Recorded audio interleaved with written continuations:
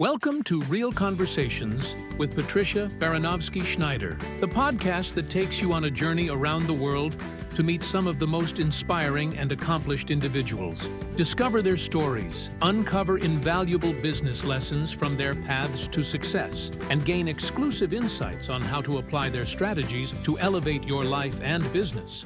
Hello and welcome to Real Conversations with Patricia. I'm your host, Patty Baranowski-Schneider. Today I'm joined by Jake Setterlun. So welcome, James. Jake, tell us a little bit about yourself. Thank you so much for having me. Yeah, so I have been doing this entrepreneurship, I hate that word, self-employment stuff for almost 10 years now. Nice. I started as an engineering student in college and basically got to the point where I was like, I don't want to do the whole 9 to 5 thing. I had some internships and was like, this really isn't for me. So, Right. being also kind of a naive, stubborn teenager at that point, 19, 20, I was like, I can start a business, I can make this work, and found out really quick you can start a business, but people don't just come. So I ended up learning marketing. Marketing took me kind of into that whole world of things and has really spiraled into me having a few different businesses. Some have been very successful, some have not. We've been through a lot of ups and downs as well. So it's been a journey, but that's what it is, and I'm excited, for what we've done, what we've been able to do, and where we're going with everything. Awesome. I know people don't tell you all of that when you first start something. It's like, yeah, you got this great thing. It's with anything, like even, say Coca-Cola, Pepsi, you have this great soda. So who knows about it? Why should they care? Yeah. That's where the marketing comes in. Absolutely, absolutely. Now, you started your entrepreneurial journey at 19. So what sparked your interest in business at such a young age, and how'd you decide on your first venture? Absolutely. So really the biggest thing, I've always been into product development. That's why I was in school for engineering. So for me, when somebody asked me as a kid, I never said I wanted to be, a fireman when I grew up or a police officer. For me, it was always I wanted to be an inventor. That was always something that interested me, like making things, creating things. So, a natural progression was into engineering. And that coupled with I did have family members that had owned small businesses. On my mom's side, she had worked for the family business, nothing big by any means, just a little CPA firm. And then on my dad's side, my aunt had owned her own private practice as a doctor. So for me, like I was always surrounded by these people that, were living a good life, had, stability, had freedom, with their business. And that was always something that was super attractive to me as well. So that coupled with the product development stuff, I was like, okay, I want to own a prototyping business. So that was the first business I'd gotten into. And that was just kind of a natural progression for me, I feel like, being in the engineering realm. And really what prompted that, whether you're looking at like from the nurturing aspect, but really the trigger that was like, okay, I'm going to take action. Number one was I had done an internship that, was 9 to 5, and I was just like, I can't do this. This isn't for me. And then also, after, that and playing around with the idea of starting a business, I was at a family event, and long story short, I had, everybody's asking like, what do you want to do when you grow, when you graduate, everything like that. And I was like, I want to start a prototyping company. It was something I was playing around with. And my uncle, being an engineer, was like, hey, that's a great idea. You should go out, get a job, and then do that. And again, for me, that was like a trigger that I was like, a flip just switched. And I was like, all right, screw that. I'm just going to do it right now. Right. I'm not going to wait. There's nothing holding me back. So that's really what, kind of how it happened and what I did. That's pretty amazing, though. But it's funny. I always admired people in school when they'd say, when I grow up, I want to be a doctor. I want to be a lawyer. I'm 55 and I still say, I don't know what I want to be when I grow up. It wasn't something that I had this passion to do. I do enjoy being creative. I do enjoy, thinking outside the box.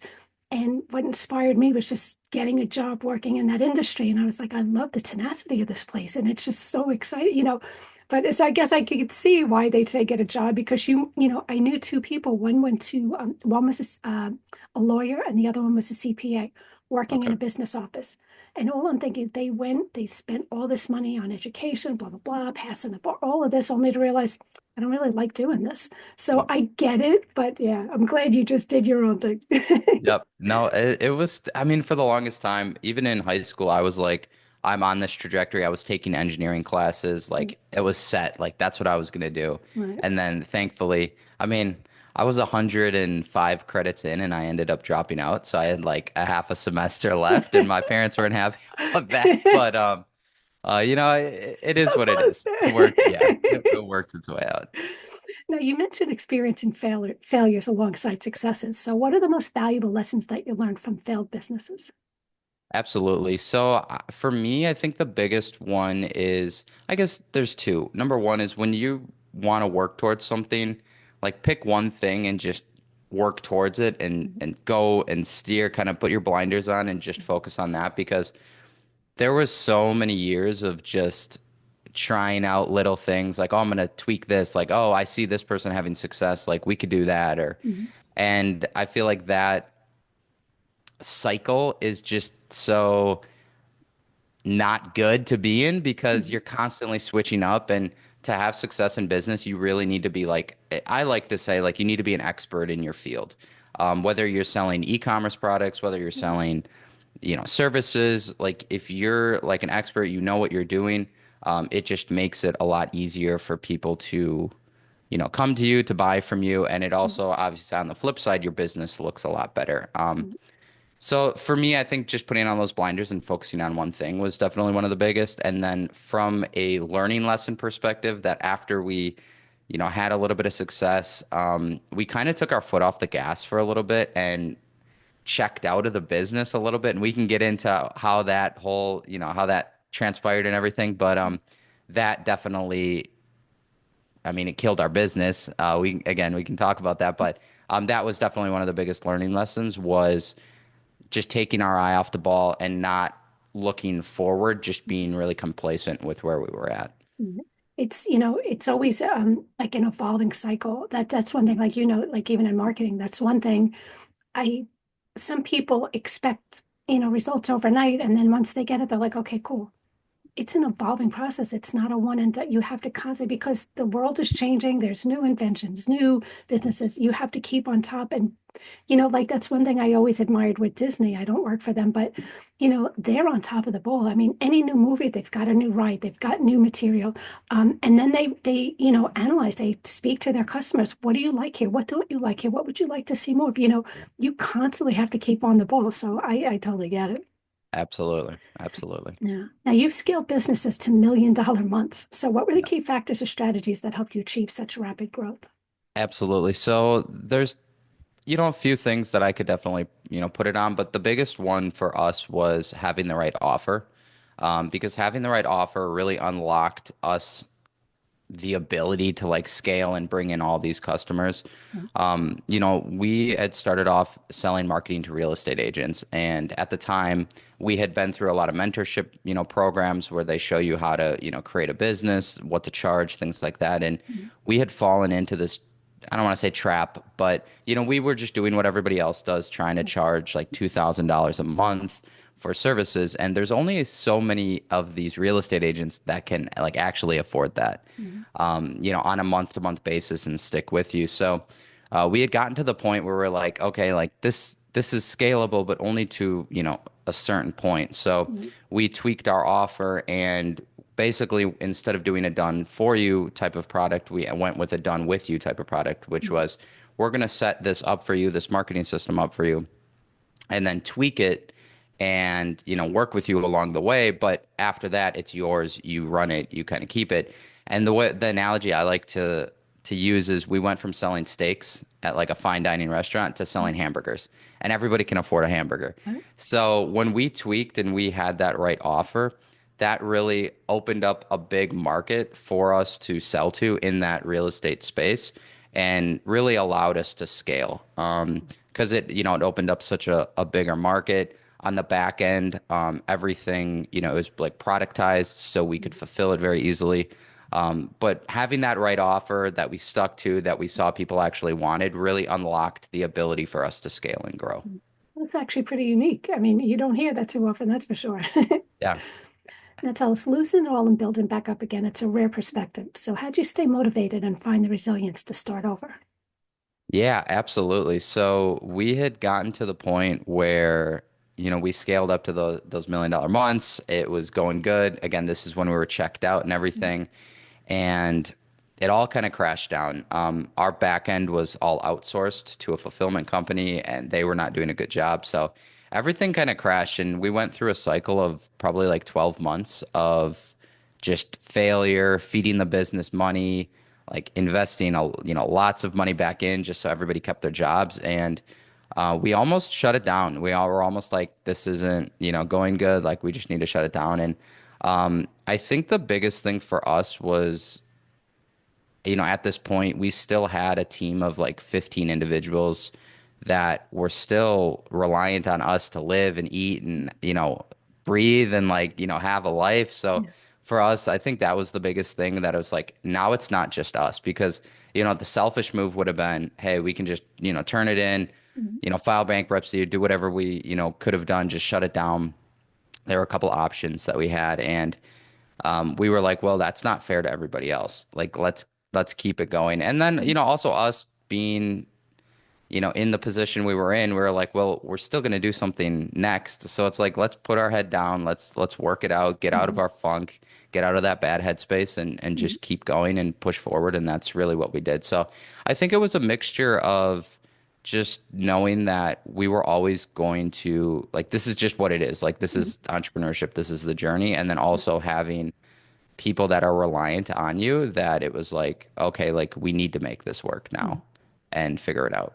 Yeah, That's actually really unique that you did that because so many other companies, they don't care. They don't even know your name. You're just someone there to do a job, and you're the furthest thing that they're thinking of, like, who are we going to help? So that's actually really special that you consider your team and include them because it is, like I always say, you're part of a team. You work together. Your whole goal is to make a company succeed. It's not about, people always hate when I use the term, it's not about you. It's not, it's about, Oh, that's nice. absolutely. So tell us, what role does automation play in scaling a business, and how can entrepreneurs effectively implement it in their operations? Absolutely. So I think it's probably one of the biggest roles that, you can play. When I look at very, very, very successful companies, obviously there are some that work with clients and have very custom deliverables. But for us, it was always have one product that is, something that we can then build our systems off of. So automation, whether you look at automation as like an individual that's, doing something, or you look at like, physically like, make.com or Zapier or an automation or something like that, that's just automatically doing something. Mhm. It's really how we were able to and how we were still able to scale is by automating every single process in our business so that it's replicatable. And it might not be that, this automation is the most optimal way to do things, Mhm. but I can rely on that automation to, execute properly. Let's just say, at an 80% level. And again, it's not 100, it's not a 10 out of 10, but it's an 8 out of 10.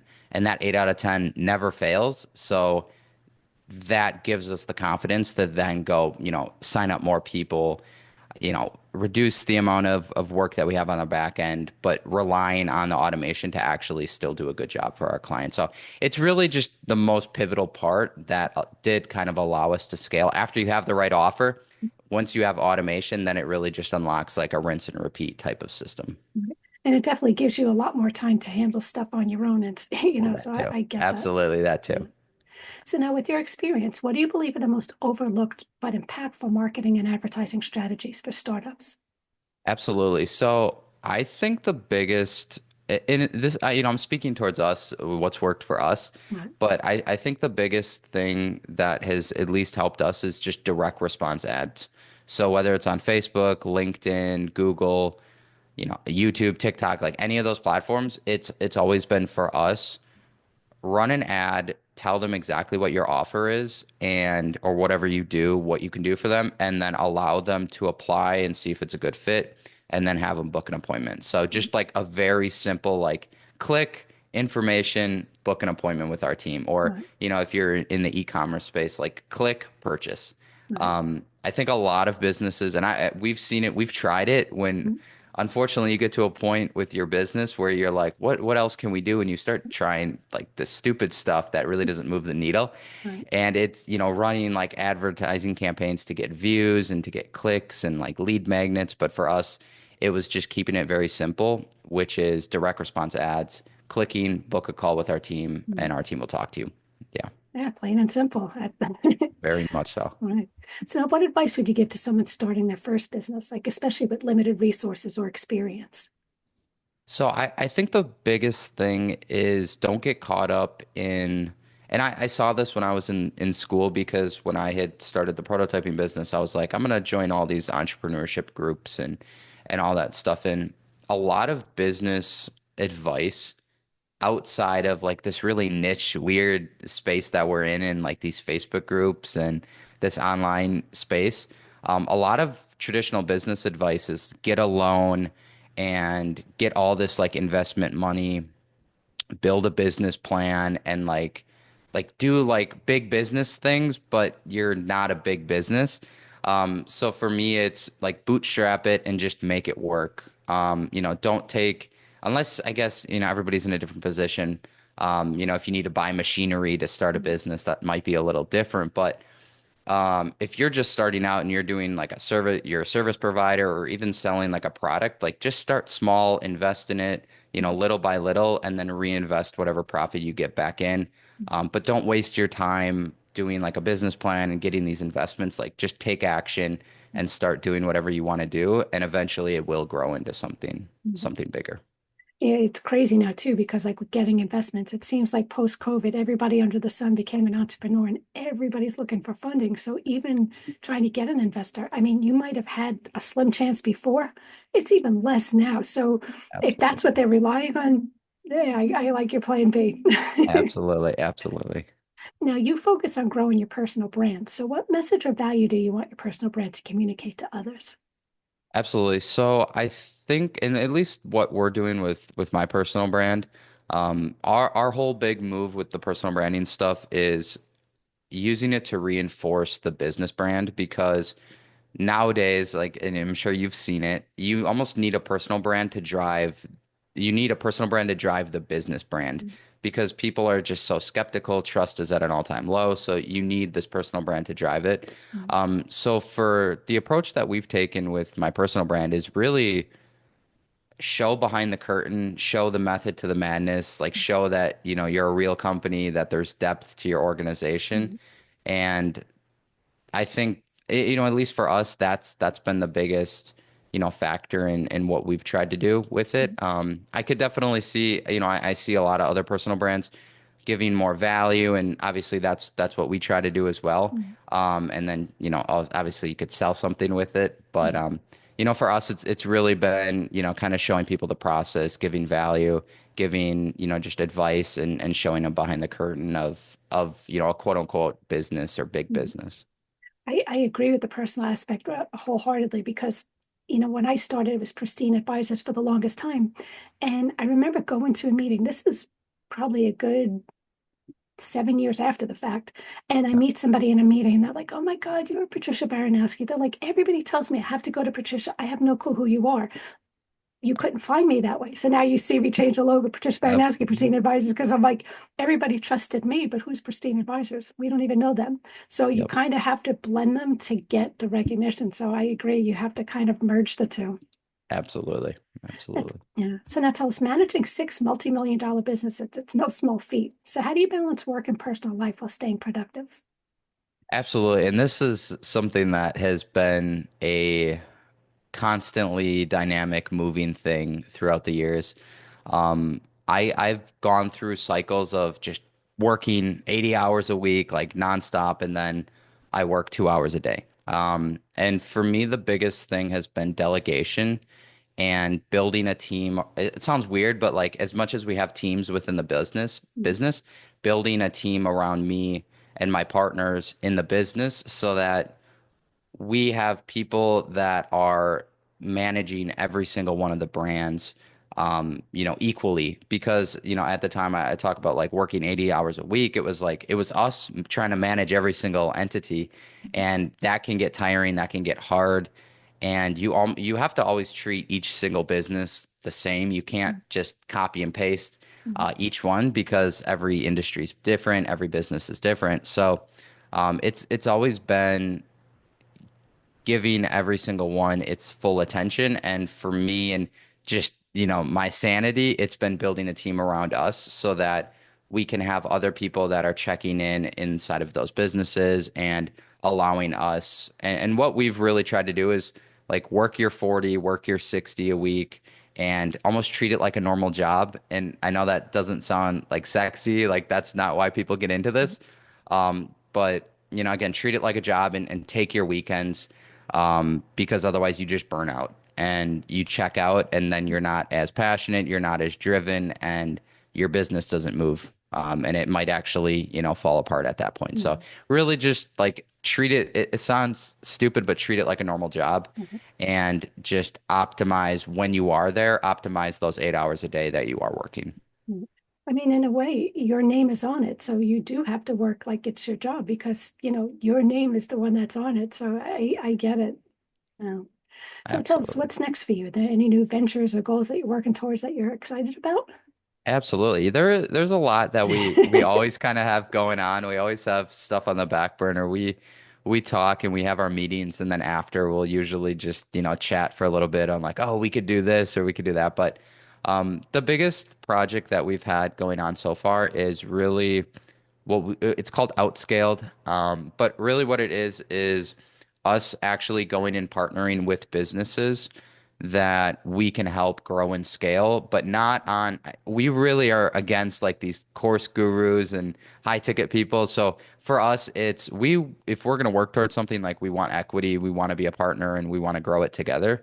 So Outscaled is us going out and finding, people that have really good products, really good offerings, really good services that is super unique, that we can come in and implement our systems, our automation, our teams to help scale. So that's really been kind of the biggest project we have going on right now, and it's been super exciting so far.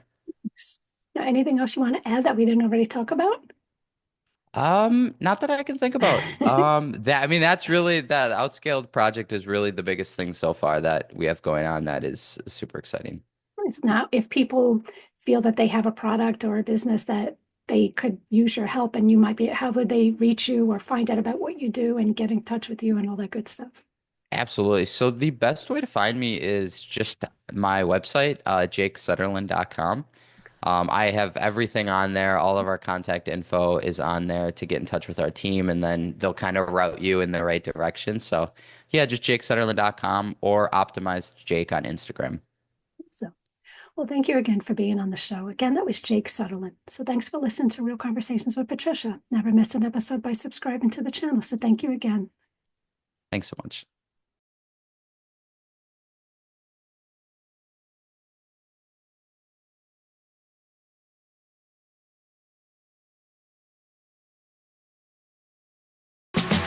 Thank you for listening to Real Conversations with Patricia, talking with some of the most brilliant minds on their journey to success and their recommended strategies. Please leave your feedback and visit pristineadvisors.com to get the latest and greatest business advisement on the planet. Feel free to let me know your thoughts, suggestions, and anything else you'd like me to cover. Together, we can make success happen for all.